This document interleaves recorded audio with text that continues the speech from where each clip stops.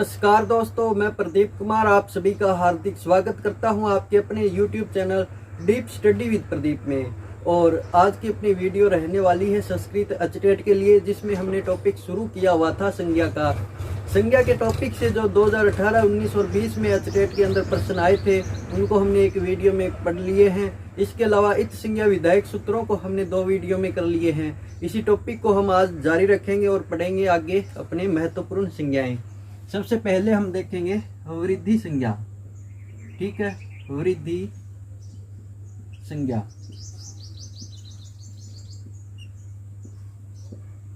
वृद्धि संज्ञा से कैसे प्रश्न आ सकते हैं? सबसे पहले तो इसका सूत्र ही पूछा जा सकता है कि वृद्धि संज्ञा का सूत्र क्या है।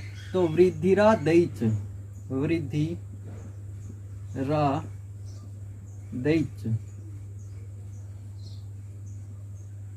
वृद्धिरा दैच किसका सूत्र रहेगा? वृद्धि संज्ञा का। वृद्धि संज्ञा करने वाला सूत्र कौन सा है? वृद्धिरा दैच। वृद्धिरा दैच सूत्र कौन सी संज्ञा का है? तो वृद्धि संज्ञा का। अपने वृद्धिरा दैच जो है अष्टाध्यायी का प्रथम सूत्र भी है। अगर एग्जाम में ऐसा पूछा जाए कि अष्टाध्यायी का प्रथम सूत्र कौन सा है, तो वृद्धिरा दैच जो है अष्टाध्यायी का प्रथम सूत्र रहेगा। इसके अलावा 2020 में क्या प्रश्न आया हुआ था? यहाँ पर 4 ऑप्शन दिए थे। एक तो वृद्धिरा दैच दे दिया था, एक दिया था अक सवर्णी दीर्घ, अक सवर्णी दीर्घ। ठीक है, एक दिया था इको यंची,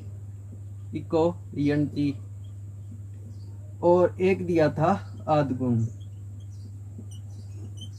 ठीक है, तो वृद्धिरा दैच अक सवर्णी दीर्घ इको यंची आद गुण, ये 4 ऑप्शन थे। और प्रश्न क्या पूछा हुआ था कि इनमें से संज्ञा सूत्र कौन सा है? 4 ऑप्शन दिए थे, इनमें से हमें संज्ञा सूत्र बताना था। तो ये अक सवर्णी दीर्घ दीर्घ संधि का सूत्र था, इको यंची जो है यण संधि का सूत्र था, आद गुण जो है गुण संधि का सूत्र था। ये तीनों जो है संधि के सूत्र थे। और वृद्धिरा दैच यह एक सूत्र जो है संज्ञा सूत्र रहेगा कि कौन सी संज्ञा का है? वृद्धि संज्ञा का। तो अपना राइट आंसर कौन सा रहा था? वृद्धिरा दैच। ठीक है, वृद्धिरा दैच अपने संज्ञा सूत्र रहेगा। ये तीनों सूत्र जो है संधि के सूत्र थे। इसी को अगर घुमाकर कर देता, आद गुण की जगह अगर अदेंग गुण कर देता, अदेंग गुण, तो अपना आंसर अदेंग गुण रह जाता। यहाँ पर वृद्धिरा दैच की जगह वृद्धि रेची कर देता, सीधा वृद्धिरा दैच की जगह वृद्धि रेची कर देता, तो वृद्धि संधि का सूत्र वो बन जाता और अदेंग गुण जो है गुण संज्ञा का सूत्र हो जाता। आगे इसको हम करेंगे अदेंग गुण को। एक बार यह समझिए वृद्धि संज्ञा। ठीक है, तो वृद्धि संज्ञा का सूत्र कौन सा है? वृद्धिरा दैच। वृद्धिरा दैच सूत्र कौन सी संज्ञा का है?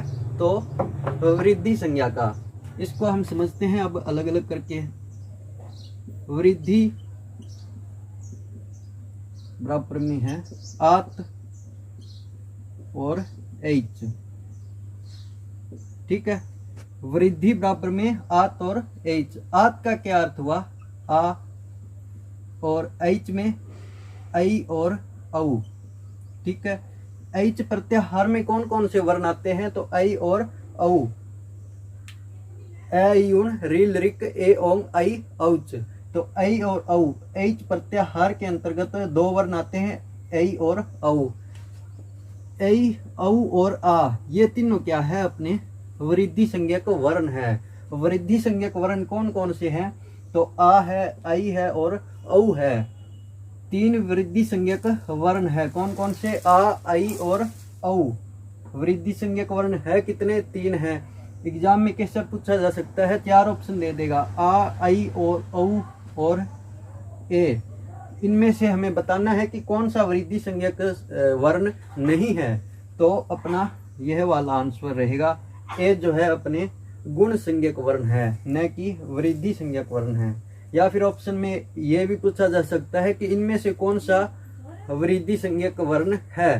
तो इनमें तीनों में से एक रहेगा, बाकी 3 अलग ऑप्शन रहेंगे। इनमें से जो एक अपना वर्ण होगा वह अपना राइट आंसर रहेगा।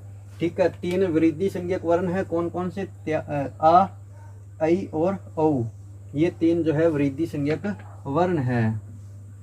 ऐसे भी पूछा जा सकता है कि जैसे कि त्याग, इसमें पूछा जा सकता है कि इसमें वृद्धि संज्ञक वर्ण कौन सा है? तो यह के अंदर जो आ है यह अपने वृद्धि संज्ञक वर्ण रहेगा।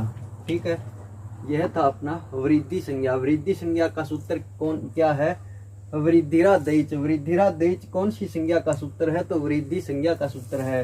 वृद्धि संज्ञक वर्ण कितने हैं? तो 3 है। कौन कौन से हैं? आ, आई और औ।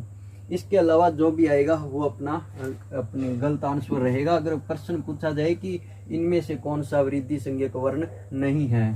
ठीक है, आगे हम करेंगे अपने गुण संज्ञा।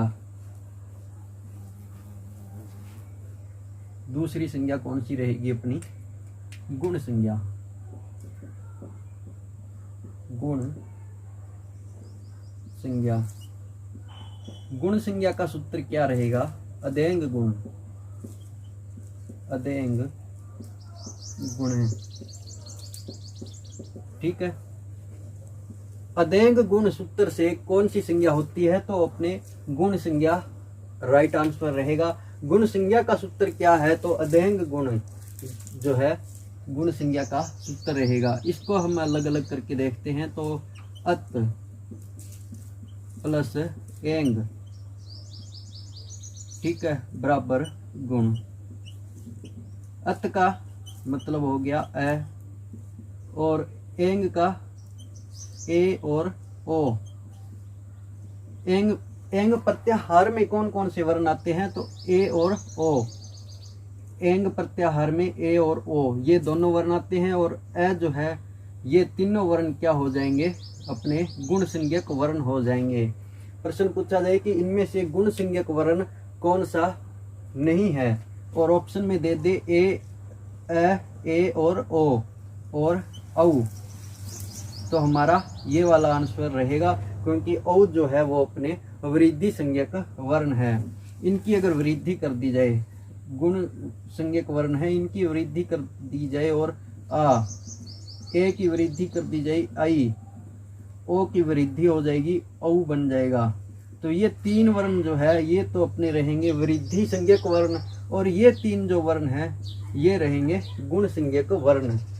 ठीक है, जैसे कि रमेश, इसमें अगर हमें पूछा जाए कि कौन सा गुण संज्ञक वर्ण है, तो ए जो है इसके अंदर ए अपने गुण संज्ञक वर्ण रहेगा।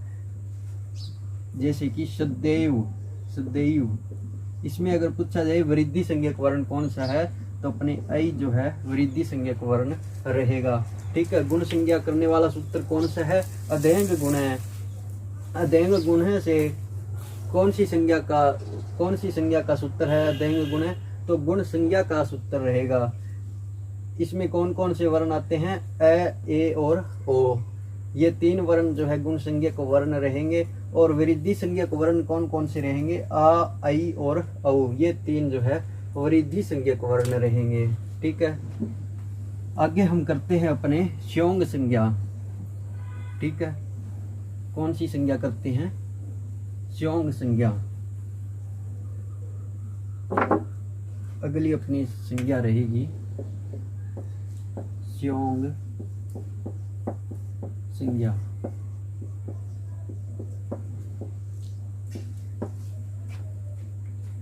स्योंग संज्ञा का सूत्र क्या है? हेलो अनंतरा, हेलो अनंतरा, स्योंग है। ठीक है, हेलो अनंतरा स्योंग है। यह किसका सूत्र रहेगा? स्योंग संज्ञा का। स्योंग संज्ञा का सूत्र क्या है? हेलो अनंतरा स्योंग है। इसको हम अलग अलग करके देखते हैं। हल अनंतरा, हेलो हल अनंतरा स्योंग है। ठीक है, हल अनंतरा स्योंग है। हल का क्या अर्थ हुआ? व्यंजन। व्यंजन किसका हल का क्या अर्थ हुआ? अपने व्यंजन। अनंतरा यानी कि व्यवधान या फिर कोई भी बाधा न आना। अंतरा क्या होता है? कोई भी बाधा या व्यवधान। अनंतरा का अर्थ क्या हुआ? न अंतरा इति अनंतरा, यानी कि कोई भी व्यवधान या फिर बाधा न आना। इसमें क्या होता है कि दो या दो से अधिक व्यंजन वर्णों के बीच में कोई भी अगर स्वर की व्यवधान न आए, स्वर की बाधा न आए, यानी कि कोई भी स्वर न आए दो व्यंजनों के बीच में, दो या दो से अधिक व्यंजनों के बीच में कोई भी स्वर न आए, तो ऐसे वर्णों की स्योंग संज्ञा होती है। ठीक है, जैसे कि उदाहरण से समझते हैं। अपने पुष्प है तो प, उ, श, प और अ। इसमें क्या है? प और श के बीच में उ स्वर है, यानी कि व्यवधान है, लेकिन श और प के बीच में कोई भी स्वर वर्ण नहीं है, तो ऐसे वर्णों की जो है स्योंग संज्ञा होती है। यहाँ पर स्योंग संज्ञा कौन कौन से वर्ण की हुई है? तो श और प की स्योंग संज्ञा हुई है। हल अनंतरा स्योंग है, यानी कि हल यानी कि व्यंजन, व्यंजन वर्णों के बीच में कोई भी अगर स्वर न आए तो ऐसे व्यंजनों की अपने स्योंग संज्ञा होती है, उनका स्योंग हो जाता है। ठीक है, दो व्यंजन वर्णों के मिलने पर जो स्योंग होता है, ठीक है, बिना विकार हुए। अगर विकार हो जाता है या परिवर्तन हो जाता है तब तो संधि बन जाएगी। ठीक है, लेकिन उसमें कोई भी विकार न हो, नया परिवर्तन न हो, ऐसे व्यंजन जो मिलते हैं उसकी स्योंग संज्ञा होती है। जैसे कि अपने जगत प्लस ईश है तो उसमें जगदीश तय का द हो जाता है, उसमें तो परिवर्तन हो गया तो वो व्यंजन संधि हो जाएगी, लेकिन स्योंग संज्ञा क्या है? जैसे कि राष्ट्र है, राष्ट्र तो र में क्या है? आ की मात्रा है, आगे स, फिर ट, फिर र और फिर अ। ठीक है, तो यहाँ पर देखिए र के बाद में आ है, र और श में बीच में व्यवधान आ गया स्वर का, यानी कि आ है, लेकिन स्योंग संज्ञा किनकी होती है? व्यंजन वर्णों के बीच में कोई भी स्वर न आए ऐसे वर्णों की, अपने व्यंजन वर्णों की स्योंग संज्ञा होती है। तो श है, श के बाद में ट है, तो इन दोनों की अपने स्योंग संज्ञा हो जाएगी। ट के बाद में र है, श, ट और र, इन तीनों के बीच में कोई भी स्वर नहीं आया है, यानी कि स्वर का व्यवधान नहीं हुआ है, तो इन तीनों की जो है अपने स्योंग संज्ञा हो जाएगी, श, ट और र की, क्योंकि इनके बीच में कोई भी स्वर नहीं आया है, इसीलिए इन तीनों की स्योंग संज्ञा होगी। जैसे कि मेरा नाम ही देख लीजिए आप, ठीक है, प्रदीप, तो प है, फिर र है, फिर अ, फिर द, फिर ई, फिर प और फिर अ। ठीक है, तो प और र, इन दोनों के बीच में कोई भी स्वर नहीं आया है, तो इन दोनों की क्या है? स्योंग संज्ञा हो जाएगी, इनका स्योंग हो जाएगा। ठीक है, स्योंग संज्ञा का सूत्र क्या है? हलो अनंतरा स्योंग है, हल अनंतरा स्योंग है, यानी कि दो या दो से अधिक व्यंजनों के बीच में कोई भी स्वर न आए ऐसे व्यंजन वर्णों की अपने स्योंग संज्ञा होती है। जैसे कि पुष्प में श और प के बीच में कोई भी स्वर नहीं आया है, स्वर वर्ण नहीं आया है, तो इन दोनों की स्योंग संज्ञा हो जाएगी। इसी तरह से राष्ट्र के अंदर श, ट और र के बीच में कोई भी स्वर नहीं आया है, इसीलिए इन तीनों की स्योंग संज्ञा हो जाएगी। जैसे मेरे नाम में देखिए, प्रदीप के अंदर प और र के बीच में कोई भी अपने स्वर नहीं आया है, तो इसकी स्योंग संज्ञा हो जाएगी। ठीक है, मिलते हैं एक नई वीडियो में अलग महत्वपूर्ण संज्ञाओं के साथ। ठीक है, जो अपने आने वाले एग्जाम के लिए बहुत ही महत्वपूर्ण रहने वाली है। वीडियो पसंद आई तो लाइक करें, शेयर करें, और अभी तक आपने हमारा चैनल सब्सक्राइब नहीं किया है तो चैनल को सब्सक्राइब जरूर करें। Thank you. जय हिंद, जय भारत।